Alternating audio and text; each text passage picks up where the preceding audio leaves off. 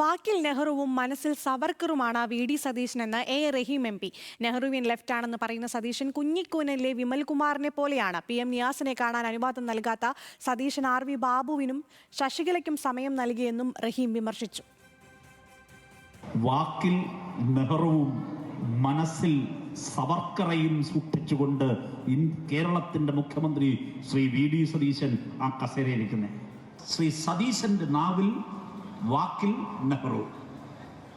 ഞാൻ നെഹ്റുവിയൻ ലെഫ്റ്റാണ്. അതാണ് ഞാൻ എന്നെ തന്നെ വിമൽകുമാർ എന്നാണ് വിളിക്കുന്നത് എന്ന് കുഞ്ഞിക്കൂനലിൽ ദിലീപ് പറയുന്നത് പോലെ പറയുകയാണ് കേരളത്തിന്റെ മുഖ്യമന്ത്രി.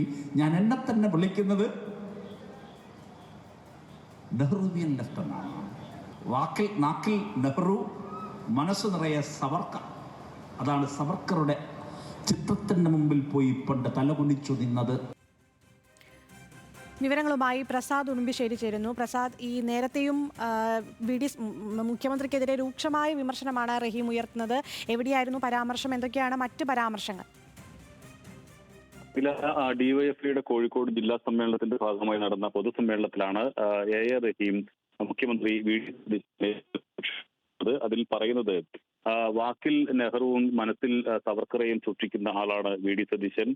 സ്വയം നെഹ്റുവിയൻ ലെഫ്റ്റ് എന്ന് വിശേഷിപ്പിക്കുകയാണ്. ഇത് കുഞ്ഞിക്കൂനൻ എന്ന സിനിമയിൽ വിമൽകുമാർ, ആ കഥാപാത്രം ഞാൻ എന്നെ തന്നെ വിമൽകുമാർ എന്ന് വിളിക്കുന്നത് പോലെയാണ് എന്നാണ് റഹീമിന്റെ പരിഹാസം.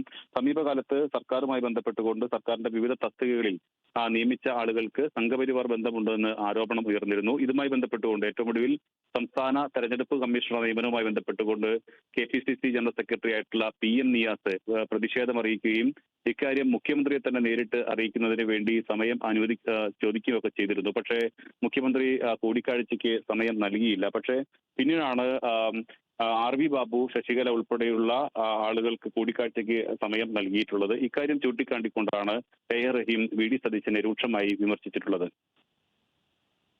ശരി, പ്രസാദാണ് വിവരങ്ങൾ നൽകിയത്.